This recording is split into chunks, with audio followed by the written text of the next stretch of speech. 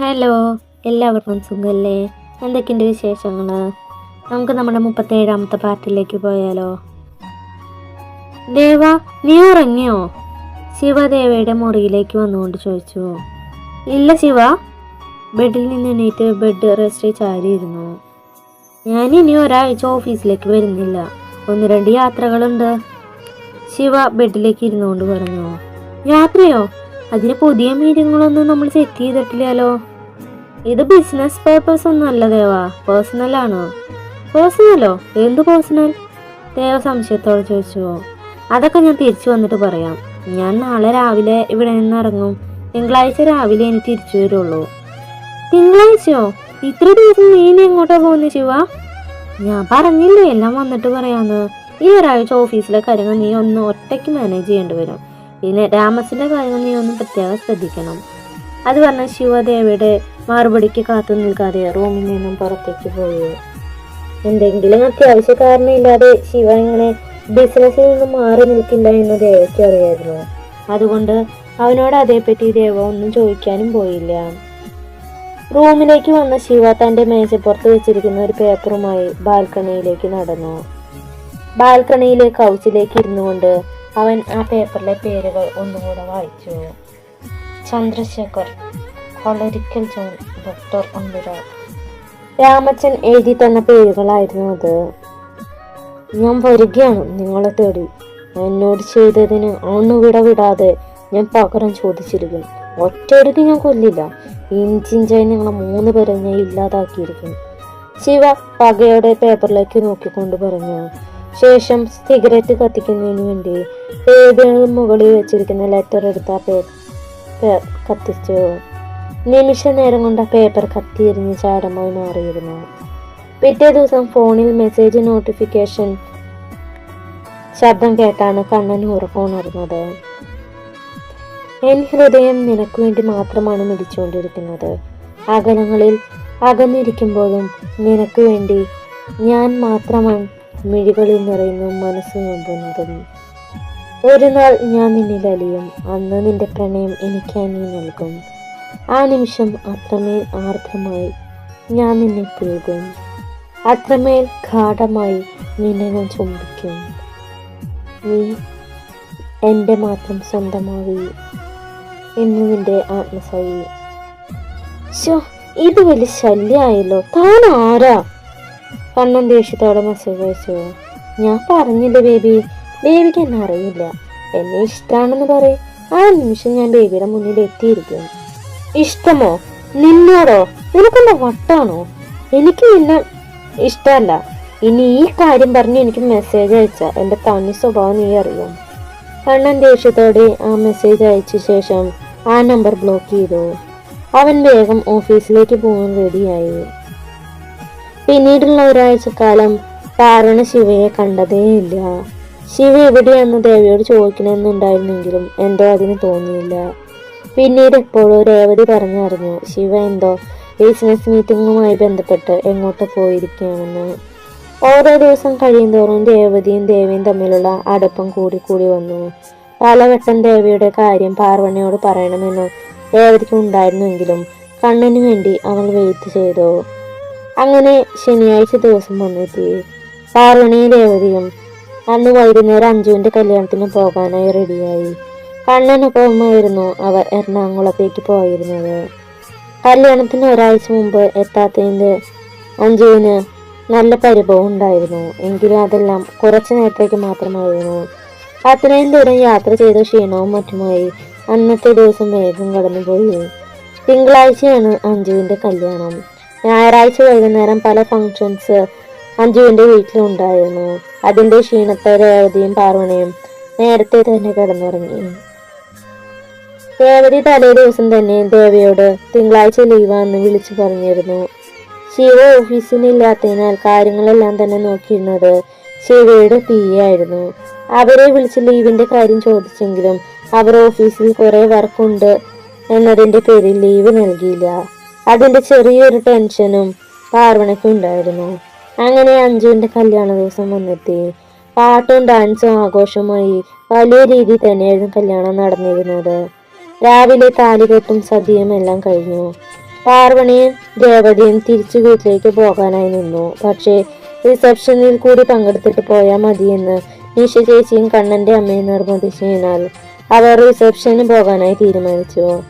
അതിനുവേണ്ടി റെഡിയാവാൻ അവർ ഇരുവരും അഞ്ജുവിന്റെ വീട്ടിലേക്ക് തിരിച്ചു വന്നു. തിങ്കളാഴ്ച രാവിലെയാണ് ശിവ തിരിച്ചെത്തിയത്. എന്തിനാണ് പോയതെന്നും എവിടേക്കാണ് പോയതെന്നും ദേവ പലവട്ടം ചോദിച്ചെങ്കിലും അത് പിന്നെ പറയാമെന്നായിരുന്നു ശിവയുടെ മറുപടി. യാത്രയുടെ ക്ഷീണത്താൽ ശിവ വന്നതും വേഗം കുളിച്ച് ഫ്രഷായി ബെഡിലേക്ക് കിടന്നു. ഉച്ചയ്ക്ക് അമ്മ വന്ന് വിളിച്ചപ്പോഴാണ് അവൻ കണ്ണു തുറന്നത്. മോനെ ശിവ, ഇന്നാണ് അഞ്ജുമോളുടെ കല്യാണം. അഞ്ജോ? ഏതഞ്ജു? ശിവ മനസ്സിലാവാതെ ചോദിച്ചു. നീ മറന്നോ ശിവ? രാമേട്ടന്റെ മോൾ അഞ്ജു. അതിനെന്തമ്മ? ശിവ ബെഡിൽ കിടന്നുകൊണ്ട് തന്നെ ചോദിച്ചു. അതിനെന്താന്നോ, ഞാൻ കഴിഞ്ഞ ആഴ്ച തന്നെ പറഞ്ഞല്ലോ അഞ്ജുമോളുടെ കല്യാണമാണ്, അതിന് പോകണമെന്ന്. അമ്മ ഗൗരവത്തോടെയാണ് അത് പറഞ്ഞത്. ഞാൻ മറന്നു അമ്മ. പിന്നെ ഇപ്പൊ ഉച്ചയായില്ലേ, കല്യാണമൊക്കെ കഴിഞ്ഞാണ്. നമുക്ക് വേണമെങ്കിൽ ഒരു ഗിഫ്റ്റ് എന്തെങ്കിലും ഡ്രൈവറുടെ കയ്യിൽ കൊടുത്തു വിടാം. ശിവ താല്പര്യമില്ലാത്ത രീതിയിൽ കണ്ണടച്ച് വീണ്ടും കിടന്നു. അതൊന്നും പറ്റില്ല ശിവ. രാമേട്ടൻ നമുക്ക് ചെയ്തു തന്ന ഉപകാരങ്ങളൊന്നും നീ മറക്കരുത്. വേഗം എഴുന്നേറ്റ് കുളിച്ച് ഫ്രഷ് ആവാൻ നോക്ക്. വൈകുന്നേരം 4 മണിക്കാണ് റിസപ്ഷൻ. നീയും ദേവയും കൂടെ പോയാൽ മതി. എനിക്കിവിടെ രാമച്ചനെ തനിച്ചാക്കി വരാൻ ഒരു സമാധാനമില്ല. ഞാൻ ദേവിയോട് പറഞ്ഞിട്ടുണ്ട്, നീ വേഗം റെഡിയാവുക. എനിക്ക് വയ്യമ്മ. ഈ കഴിഞ്ഞ ഒരാഴ്ച ആകെ അലച്ചില്ലായിരുന്നു. അതിന്റെ ക്ഷീണം ഇപ്പോഴും മാറിയിട്ടില്ല. കുറച്ചു നേരം കൂടെ കിടക്കട്ടെ ഞാൻ. ശിവ തലവഴി പെയ്തപ്പെട്ടുകൊണ്ട് പറഞ്ഞു. നിന്റെ അടവാണെന്ന് എനിക്കറിയാം ശിവ. ഇതിലും വലിയ മീറ്റിങ്ങുകളും മറ്റും പങ്കെടുത്ത് പിറ്റേ ദിവസം തന്നെ ഓഫീസിലേക്ക് പോകുന്ന ആളല്ലേ നീ. നിനക്ക് പോകാൻ താല്പര്യമില്ല, അതിനാണ് ഇങ്ങനെയൊക്കെ അഭിനയിക്കുന്നത്. അമ്മ ദേഷ്യത്തോടെ പറഞ്ഞു. അവന്റെ മേലെ പുതപ്പ് വലിച്ചെടുത്തു. പ്ലീസ് അമ്മ, അവൻ ദയനീയമായി വിളിച്ചു. ഒരു പ്ലീസും ഇല്ല, വേഗം പോയി റെഡിയാവാൻ നോക്ക്. അമ്മ തറപ്പിച്ച് പറഞ്ഞുകൊണ്ട് റൂമിന് പുറത്തേക്ക് ഇറങ്ങി. ശിവ കുറച്ചു നേരം അങ്ങനെ തന്നെ കിടന്നുവെങ്കിലും പിന്നീട് എഴുന്നേറ്റ് കുളിച്ച് ഫ്രഷായി ഫംഗ്ഷന് പോകാനായി റെഡിയായി വന്നു. താഴെ അവനെ കാത്തു ദേവ ഇരിക്കുന്നുണ്ടായിരുന്നു. എറണാകുളത്തേക്ക് കുറച്ചു ദൂരം കൂടുതലുള്ളതിനാൽ അവർ ഉച്ചയ്ക്ക് തന്നെ ഇറങ്ങി. വൈകുന്നേരത്തോടു കൂടെ പാർവണി രേവതിയും റെഡിയായി. ഒരു പീച്ച് കളർ സാരിയാണ് രേവതിയുടെ വേഷം. അതിന് മാച്ചായ കമ്മലും മാലയും വളയും മുടിയെല്ലാം കൂടെ ഫ്രണ്ടിലേക്ക് ഇട്ടിരിക്കുകയാണ്. അധികം മേക്കപ്പ് ഒന്നും ഇല്ലെങ്കിലും അവളെ കാണാൻ സുന്ദരിയായിരുന്നു. പാർവണി രേവതി റെഡിയായി ഓഡിറ്റോറിയത്തിലേക്കാണ് വന്നത്. തുമ്പി, എനിക്ക് അത്യാവശ്യമായിട്ടൊരു കാര്യം പറയാനുണ്ട്, ഒന്ന് വന്നേ. കണ്ണൻ പാർവണിയെ വിളിച്ചുകൊണ്ട് പറഞ്ഞു.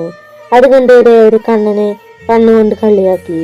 കണ്ണൻ തിരിച്ചൊരു നല്ല ചിരി ചിരിച്ചു കൊടുത്തു. കണ്ണൻ പാർവണിയുടെ കയ്യും പിടിച്ച് ഹാളിലേക്ക് പുറത്തേക്ക് ഇറങ്ങി. എന്താ കണ്ണ, എന്താ കാര്യം? പാർവണ കണ്ണനോട് ചോദിച്ചു.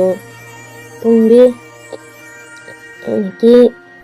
എനിക്ക് നിന്നോട്, അത് പിന്നെ എനിക്ക് നിന്നെ.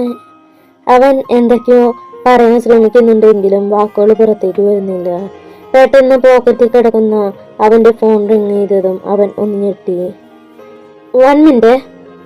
ഓഫീസിൽ നിന്ന് കോളായതിനാൽ അവൻ അതും പറഞ്ഞ് അവിടെ കുറച്ചു നേരം മാറി നിന്നു. പാർവണ ഇരു കൈകളും കെട്ടി കണ്ണനെ തന്നെ നോക്കിയിരുന്നു. ശിവയും ദേവിയും വൈകുന്നേരത്തോടു കൂടെ തന്നെ പാർട്ടി നടക്കുന്ന ഹാളിലെത്തി. കാറ് പാർക്ക് ചെയ്യുന്നതിനായി പാർക്കിംഗ് ഏരിയയിലേക്ക് തിരിയുമ്പോഴാണ് പാർവണിയെ ദേവ കണ്ടത്. അത് പാർവണിയല്ലേ? ദേവ ഹാളിന് മുന്നിൽ നിൽക്കുന്ന പാർവണിയെ നോക്കി പറഞ്ഞതും ശിവ പെട്ടെന്ന് അവിടേക്ക് നോക്കി. ഇവളെന്താ ഇവിടെ? ശിവ സംശയത്തോടെ നോക്കി.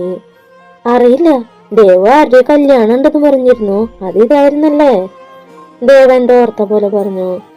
പക്ഷേ ഇവള് രാവിലെ ഓഫീസിലേക്ക് വിളിച്ചു പറഞ്ഞത് പനിയാന്നാലോ, എനിക്ക് വരാൻ പറ്റില്ല എന്നും ശിവ സംശയത്തോടെ ചോദിച്ചു.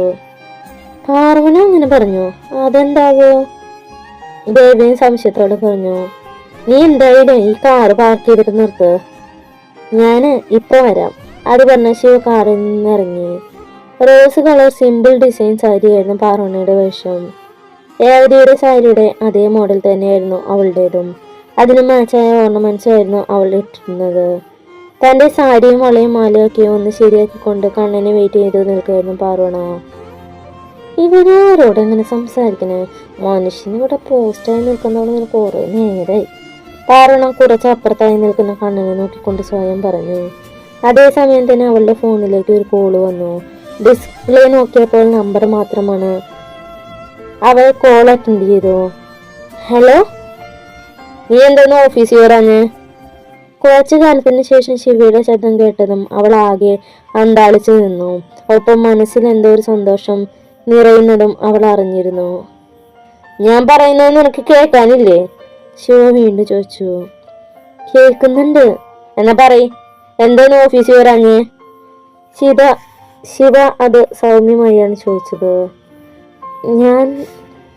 ഞാനൊരു കല്യാണം കാരണം അത് പറയാൻ നിന്നതും രാവിലെ ശിവയുടെ പിയെ വിളിച്ച പനിയാന്ന് പറഞ്ഞ കാര്യം അവൾ ഓർമ്മ വന്നു. സാർ, ഇന്നെനിക്ക് പനിയായിരുന്നു. അതാ ഞാൻ ഓഫീസിൽ വരാഞ്ഞ്. പാറു വിറയാർന്ന ശബ്ദത്തോടെ വയ്യാത്ത പോലെ പറഞ്ഞു. എന്നിട്ട് പനി മാറിയാ? ശിവ മാറി ചോദ്യം ചോദിച്ചു. കുറച്ച് കുറവുണ്ട്, അവൾ വീണ്ടും വയ്യാത്ത പോലെ പറഞ്ഞു. അവിടെ എന്താ ആകെ ഒരു ബഹളം? നീ എവിടെയാ നിക്കണേ? ശിവ ചോദിച്ചു. അത് ഞാനിവിടെ ഹോസ്പിറ്റലിൽ വന്നിരിക്കുക, അതാ. പാറു വായിൽ വന്ന കള്ളം വിളിച്ചു പറഞ്ഞു. Okay, take rest. അത് പറഞ്ഞ് ശിവ കോള് കട്ട് ചെയ്തു. എന്റെ മഹാദേവ, തൽക്കാലം രക്ഷപ്പെട്ടു. അവൾ നെഞ്ചിൽ കൈ വെച്ചുകൊണ്ട് പറഞ്ഞതും തിരിഞ്ഞത് ആരെ കാട്ടി നിന്നോ ഒരുമിച്ചായിരുന്നു. കണ്ടില്ലട, കണ്ണുകൊണ്ടൂടെ? അവൾ തലയുയർത്തി മുന്നിൽ നിൽക്കുന്ന ആളെ നോക്കിയത് ഞെട്ടിത്തെറിച്ചു നിന്നു. അവൾ വിറയാർന്ന ശബ്ദത്തോടെ വിളിച്ചു. ശിവയല്ല, ശിവ. ഇരു കൈകളും കെട്ടി പാറുവിനെ നോക്കിക്കൊണ്ട് ശിവ പറഞ്ഞു. ഇതാണ് നിന്റെ ഹോസ്പിറ്റല്? ശിവ അവളെയും ഓഡിറ്റോറിയത്തിലേക്ക് മാറി മാറി നോക്കിക്കൊണ്ട് ചോദിച്ചു. അത് സോറി സാർ, എനിക്ക് ലീവ് തരില്ല എന്ന് പറഞ്ഞുകൊണ്ടാണ് ഞാൻ കള്ളം പറഞ്ഞത്. എനിക്ക് അത്രയും വേണ്ടപ്പെട്ട ഒരാളുടെ കല്യാണമായിരുന്നു, അതാ ഞാൻ അങ്ങനെ പറഞ്ഞേ.